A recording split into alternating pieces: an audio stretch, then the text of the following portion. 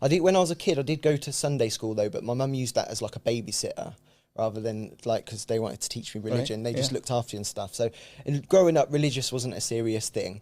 In my like teenage times, I got into rock and all that sort of stuff, and then there was a girl that I fancied, and she was punk and stuff, and I was like, oh, yeah, if I get into that, I might be able to, you know, get in there, you know, stuff like that.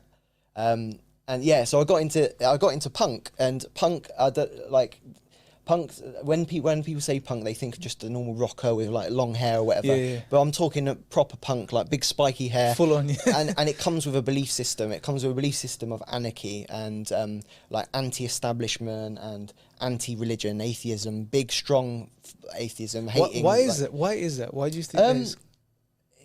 So like punk became a thing like in the 70s, and it was about rebelling the social norms, and I think that like the Sex Pistols and all that sort of stuff, those bands, they set the standard of the tone, and religion is about conforming. So it's punk's about not conforming. It's about not being controlled, not submitting, and it's proper hedonism, mate. So obviously that doesn't fit with any religion really. So yeah, religion is thought of as an oppressive thing. Everything that a active, like what they call hard atheists, what they believe, a punk would believe times 10. So it's like a full-on rebellion, basically, against society, against norms and things like this. Yeah, and I think what triggered it. It was also, it wasn't just because it's what got me into it, fancying this girl, but I was really attracted to it because I felt that we as humans we're not in place. It feels like we're not meant to be living like this in this society, and it feels out of place. And I was looking for a way of life that was right and just, and just got into this anarchy stuff, man. The idea that what's wrong with society is capitalism and all that sort of stuff, and it went too far into like, you know, full on anarchy.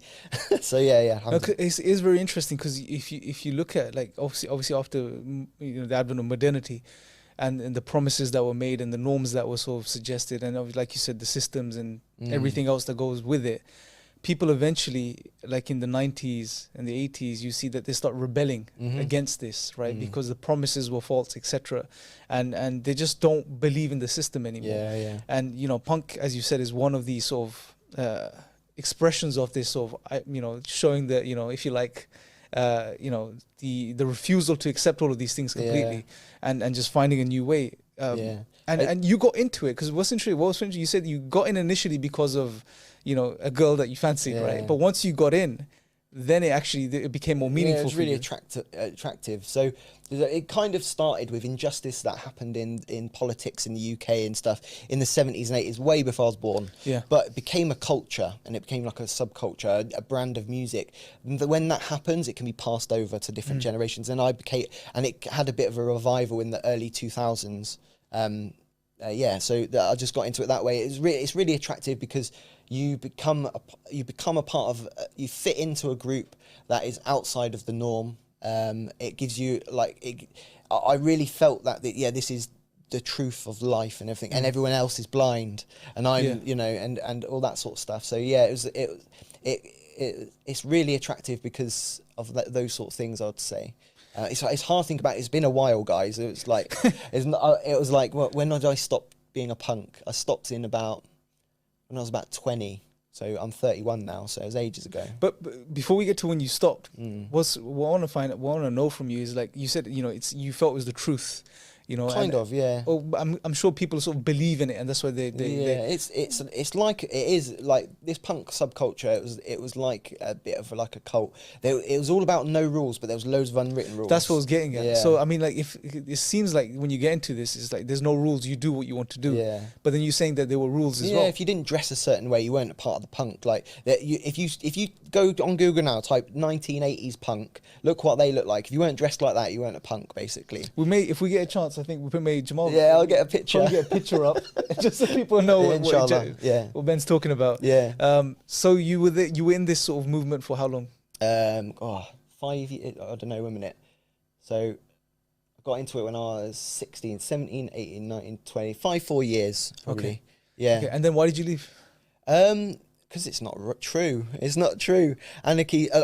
Also, I got really into the belief of anarchy when I first got into it, and it was like, and anarchy itself is a political belief system, right? And it's one of those things that there's things written about it. There's even Spain had anarchy for 2 years at some point, and So I truly believe that the way us humans are meant to live isn't controlled by people, and if you take the reins off, we actually become good people. That's what I believed, and that kept getting debunked slowly. So I adapted that anarchy belief, and then it became it had to be paired with. So there's a thing called anarchy, equality, and peace, and there was a symbol. I got a tattoo. I don't know if you can see that. Yeah, I can see it. Yeah, the camera's picking it up. Yeah. So explain that to us. So that's the anarchy symbol, and normally you see the anarchy symbol as like a big, like rough circle with like jagged lines. Similar to the atheist logo as well. It's quite similar. The atheist logo is like an A with a round circle around. Oh, okay, cool. Yeah, well, that was the anarchy logo, and then you'd like punk bands would have anarchy and equality, and it would be the same with an E, and then the peace logo, and so anarchy only works if you have equality and peace, and then the two rules came in.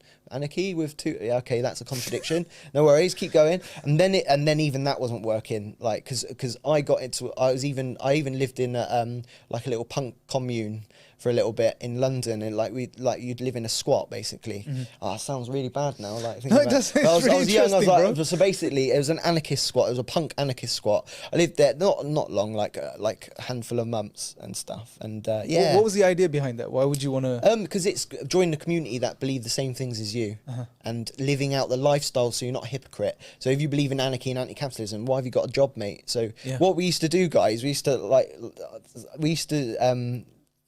go to the centre of like London, tourist attractions, looking like a punk. People would take pictures or want pictures, and we'd go, can I have some money? And then that money would be enough for us to eat food and go to a gig and get drunk, and it was all about the music and going to gigs, and nearly everyone was in a band of some sort as well, like and being in a band, expressing your beliefs in that way as well. So it was about like a belief system. To me, it was anyway, lifestyle and the music as well in one go. Would you say, Ben, like on one end you're saying you shouldn't be controlled by people, but on the other end it seems like that it's a movement which is being controlled by the self. Yeah. So in a way you're being controlled by a person, which is yourself. Yeah. But like you said, plus the rules that came with it. Yeah, like I said, we were going there. It was the unwritten rules, and these were, you know, when you have things that we just culturally you don't do, and it was this subculture. So you like dressing a certain way, having certain, but if you don't have these sort of certain beliefs, you're not really a punk. If you work in a corporate company, and then we used to call people weekend warriors. So the ones that had normal jobs, and then on the weekend they come to the gigs dressed up and all that, you know, things like that. And it like, to live the true punk life in my head, it was so extreme that you had to live in an abandoned building, so you're not paying rent, no taxes or anything like that. You're making money by doing other things like that, and you do it. And to be honest, it was like that, but it was still empty. Like there wasn't happiness there, and you saw the problems with it, and it didn't work. And then I moved away from that, and I kind of moved away from the community a bit as well. I moved back with my parents, and the idea of anarchy started to dissolve and stuff like that, until I was only a punk on the outside. Like, I looked like a punk, but I didn't believe in all this stuff. I had a job now, and I didn't hang out with punks anymore.